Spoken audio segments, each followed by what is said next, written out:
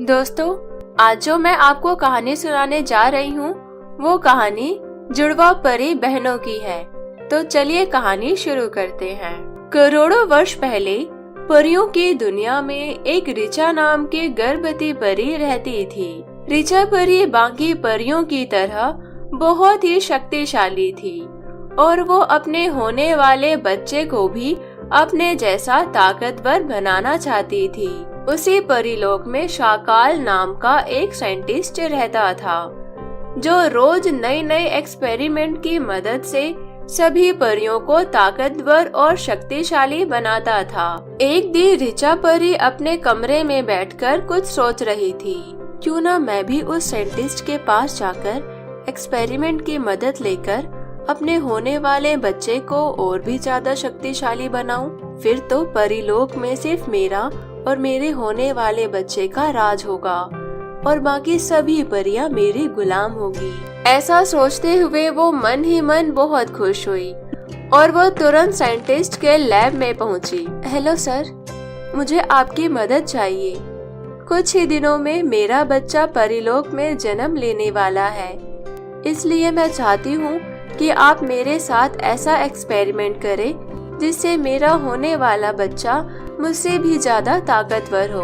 इसलिए मैं आपके पास आई हूँ। ऋचा परी, आई एम सॉरी, आप अभी प्रेग्नेंट है, इसलिए मैं आपके साथ कोई भी एक्सपेरिमेंट नहीं कर सकता जिससे आपके होने वाले बच्चे पर बुरा असर पड़े। लेकिन ऋचा परी ने साइंटिस्ट की एक ना सुनी।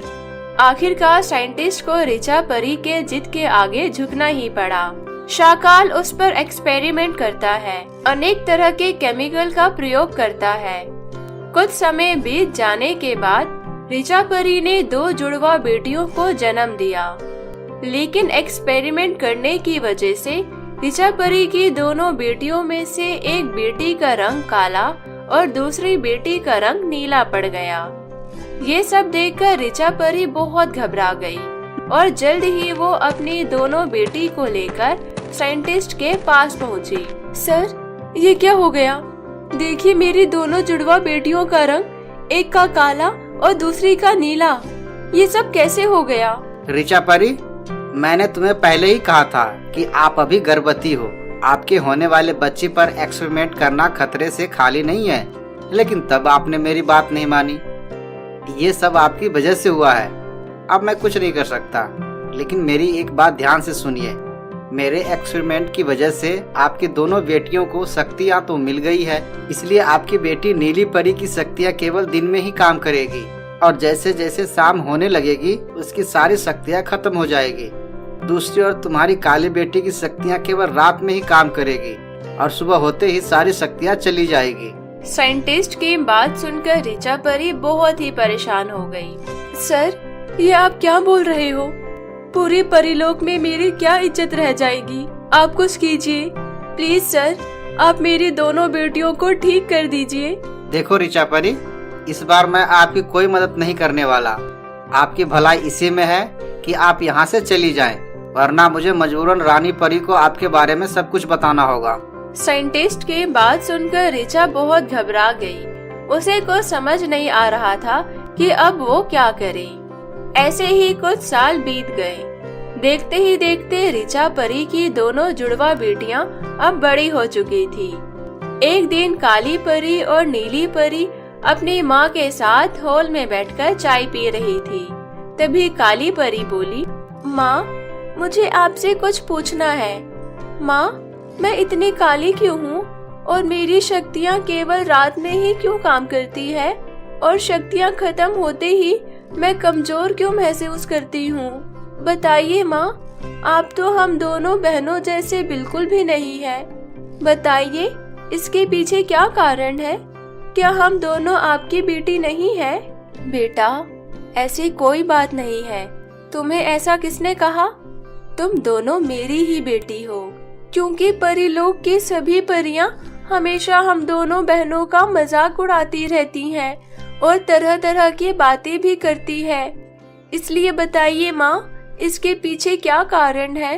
वहीं नीली परी भी अपनी माँ से अपने नीले रंग और अपनी शक्तियाँ का केवल दिन में ही काम करने का कारण पूछती है और अपनी दोनों बेटियों के सवालों के आगे ऋचा परी हार मान लेती है और जिस राज को इतने सालों से अपने सीने में छुपा कर रखा था, आखिरकार उस राज से पर्दा उठा देती है।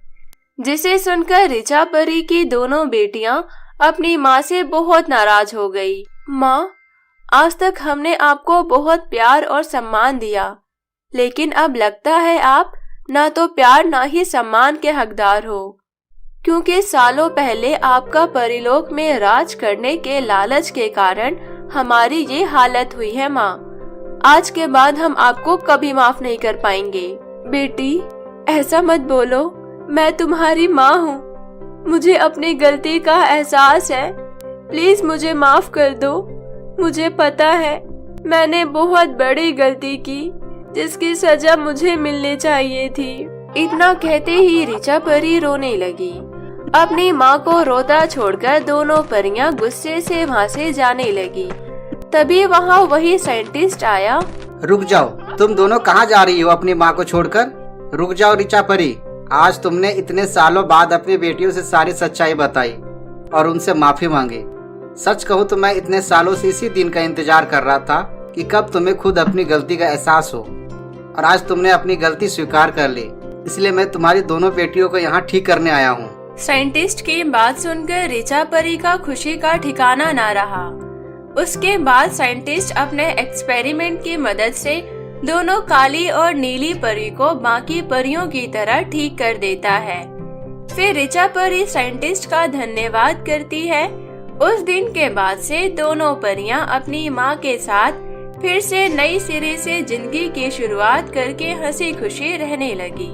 तो मेरे प्यारे दोस्तों, कैसी लगी आपको जुड़वा परी बहनों की कहानी? हमें कमेंट करके जरूर बताएं। और यदि कहानी पसंद आई हो तो अपने दोस्तों के साथ भी शेयर करें। और हाँ, अगर आप हमारे चैनल अमन टीवी पर नए आए हैं तो हमारे चैनल अमन टीवी को सब्सक्राइब करना बिल्कुल ना भूलें। तो मिलते हैं फिर किसी नई कहानी के साथ। तब तक अपना ध्यान रखें। धन्यवाद।